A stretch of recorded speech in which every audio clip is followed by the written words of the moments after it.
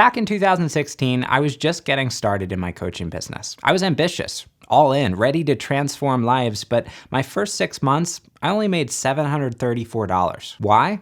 Because there were some pretty big mindset blocks that were standing in my way. Overcoming these blocks and adopting the mindset of a successful coach was one of the biggest keys that helped me scale my own business past multiple six figures. So if you're ready to discover what's really holding you back from signing high-paying coaching clients, keep watching because you're about to find out. Hey, my name's Jason Moss. I'm a business coach for coaches, and I've helped thousands of coaches launch and grow their businesses. And look, the tips I'm about to share with you in this video is super important when it comes to creating success as a coach. But when it comes to getting clients, if you're looking for a roadmap, a guide, or a resource that will help you do that, I put together a free client attraction guide that walks through all my best advice for getting coaching clients online.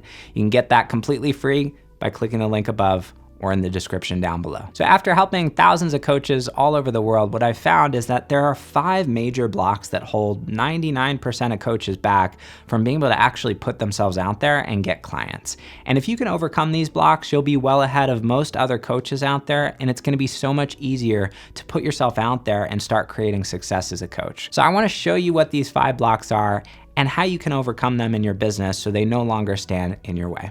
Let's dive in. The first big mindset block is imposter syndrome. Imposter syndrome is something that comes up for pretty much every coach I've worked with. And this could look like a lot of different things. It could be a feeling of I'm not qualified enough, or who would want to hire me when I'm just getting started, or oh, there are all these successful coaches out there who know so much more than me, and I feel like I'm not qualified to be a coach. Some variation of that thought. If you've ever experienced that before, I want to normalize this because this is something that comes up for pretty much everyone. And it's particularly something that comes up for a lot of coaches in the early stages of their journey. So if you have these thoughts, number 1, you're not alone.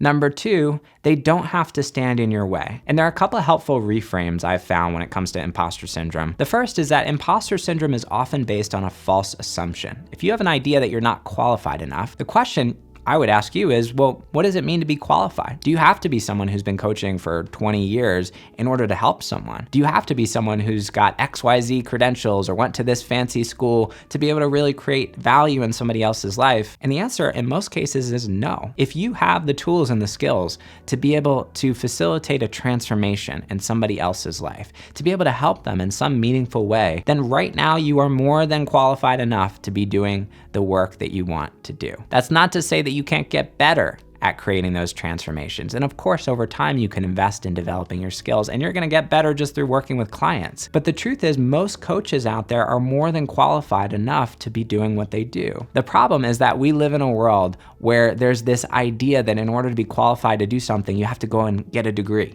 or you have to go spend years and years and years training for something. And while in some cases that might be useful and helpful, and I'm not against certifications and things like that, I've worked with great mentors and great coaches who haven't been certified at all. And I've also worked with people who have had a lot of letters after their name who haven't been particularly good at what they do. So education can definitely correlate with your ability to actually help someone. But at the end of the day, what really matters most is just, do you have the skills to be able to actually help someone? Of course, for most people out there, it's normal to feel in the early days like you're not qualified to do what you do. But just ask yourself that honest question, do I have the skills to be able to help someone get from where they are today to where they want to be? And if the answer is yes, great, you're qualified.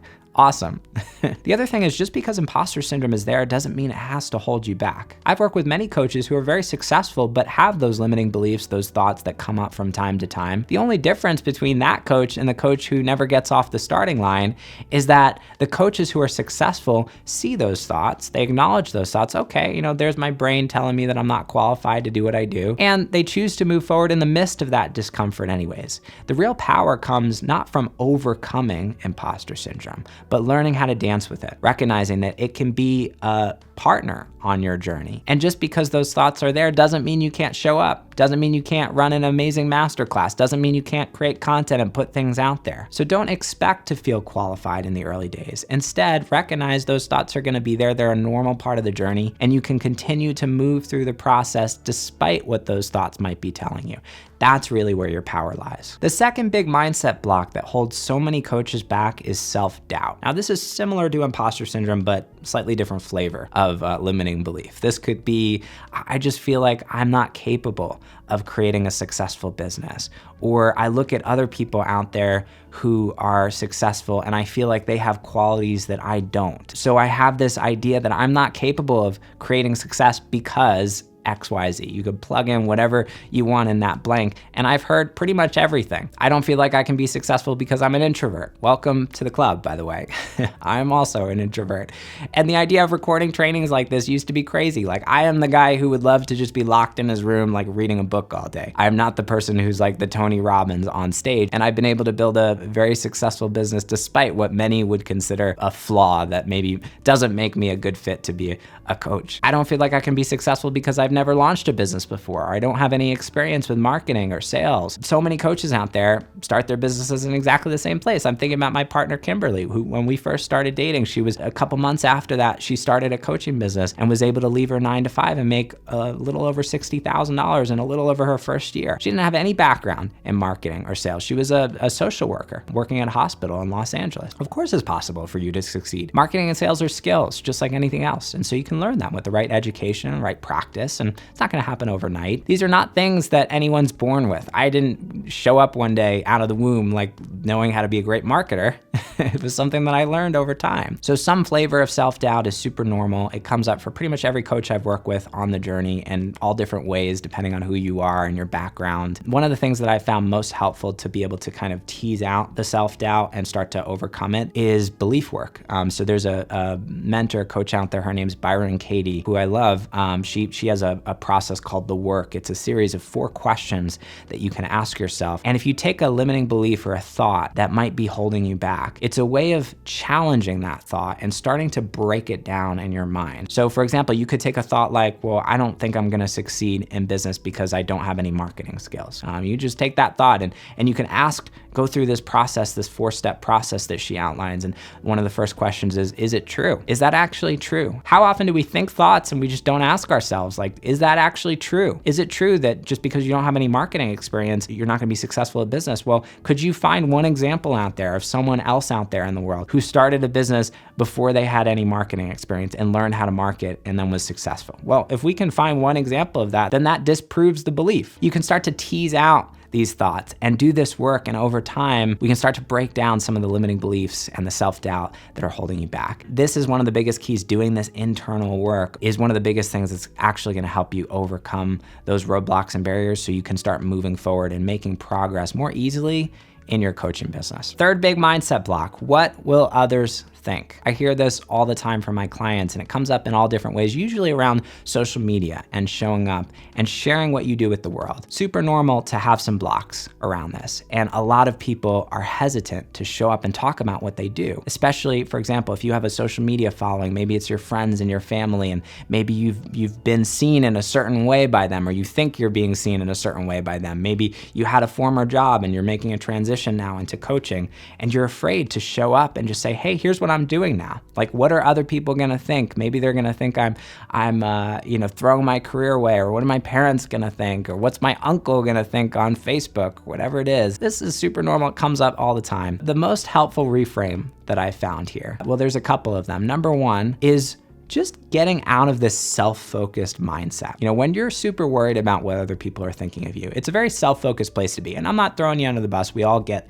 in this mindset sometimes, myself included, but your orientation is very much focused around you. Whereas if you get really fired up in your coaching business around helping and serving, and this idea that your coaching business is really not for you, it's for others.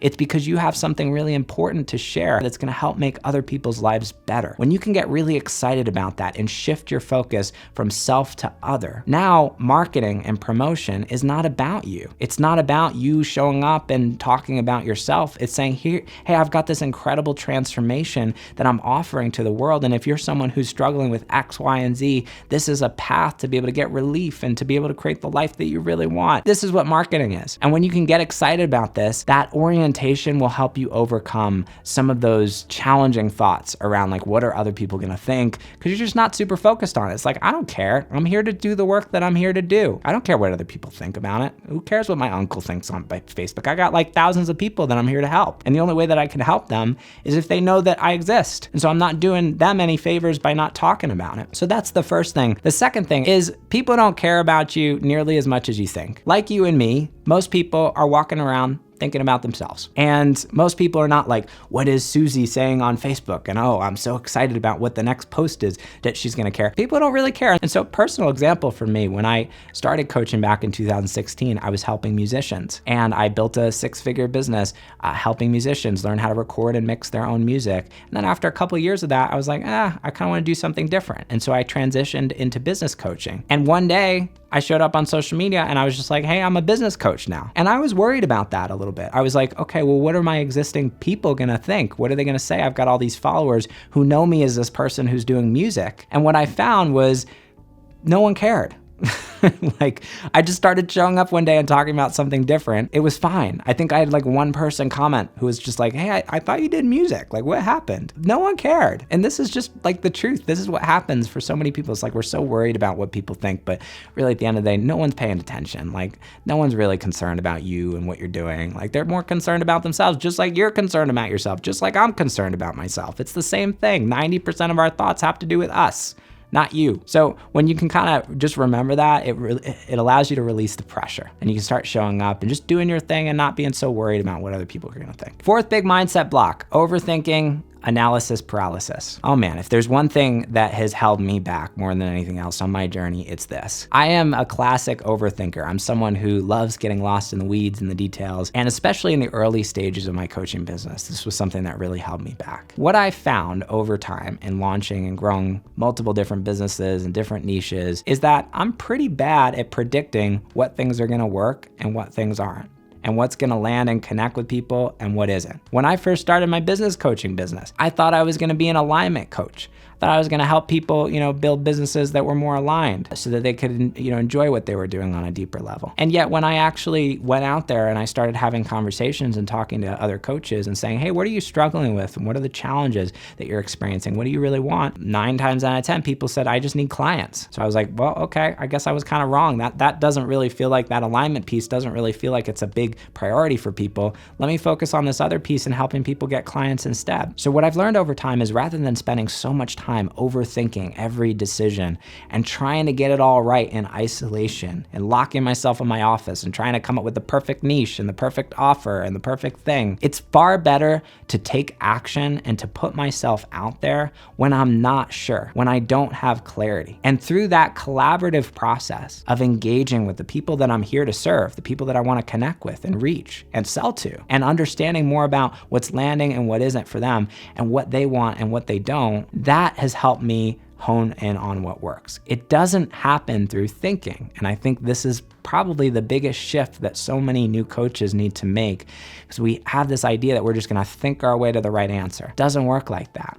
The more you can get in this cycle of just putting things out there and having a bias towards action and taking messy action, which means I'm not really sure if I have the right niche. I'm just gonna go create 3 months of content and see what people respond to, and that'll help me get clarity. I'm not sure if this offer is gonna sell, but you know what? It's my best guess. Let me put it out there and let's see what works and what doesn't. And if it doesn't, no big deal. Getting in this mindset of taking action over overthinking something is the biggest key to success. It's one of the biggest pieces that I feel like I missed in the early days. It's still something I struggle with from time to time. And it's a block that if you can overcome, if you get more comfortable moving forward in the midst of that discomfort of not being totally clear and putting yourself out there anyways, you're gonna make progress so much faster. And the fifth big mindset block, very closely related to number 4, is perfectionism. If there's one thing that holds so many people back from actually making money, signing clients, putting themselves out there, starting to move forward in their business, it's this idea that in order to release something, it's gotta be perfect. Spending like 3 months trying to create the perfect offer before you launch it. Spending so much time buying all this fancy video equipment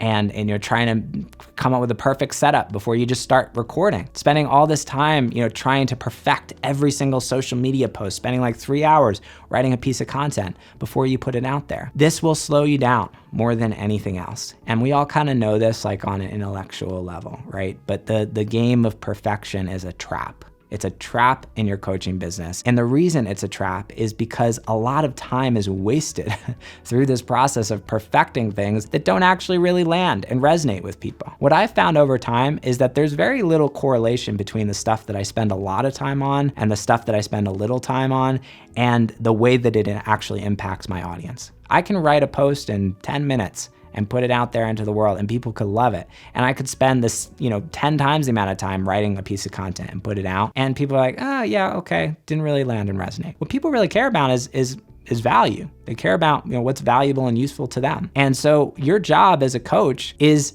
to put a lot of things out into the world and to see what sticks and to see what doesn't, and to use that feedback to help you hone in and figure out what works. And you need to get in the flow of the creative process in order to do that, which means you can't be focused on making everything perfect. The reason why coaches struggle to get clients when they do this is because it massively decreases the amount of stuff that you're putting out into the world. When you're trying to make every single thing perfect, you just get fewer at-bats. There's another way of putting it. Like if you're a baseball player, I'm not really a sports guy personally. I've never really been in a sport. I've always been kind of like the nerdy guy in the bedroom, like locked in his computer. But anyways, if you're trying to get really good at baseball and you only have 3 at-bats, in other words, you only go up to the tee 3 times and hit the ball 3 times, you're not gonna get very good. Versus if you do that 500 times, you have a lot more opportunities to get better. So your job should be much more focused on how do I create volume? How do I remove all the blocks and the barriers that are holding me back from just creating lots of stuff and putting lots of things out into the world? It really is a volume game, especially when it comes to content, when it comes to connections, when it comes to like really building your business. This is far more about how do we increase the volume and how do we get to a place where you can be creating lots of things easily and quickly versus trying to make every single thing perfect and right. So hopefully hearing about these 5 mindset blocks and how to overcome them will help you. I mean, I really hope that hearing these things will give you some tools that you can walk away from this video with empowered, with the resources and the perspective that you need in order to succeed as a coach. Look, mindset's super important, but when it comes to actually getting clients, there's another piece to this too, which is you gotta have the right strategy in place in your business. You gotta know what things to focus on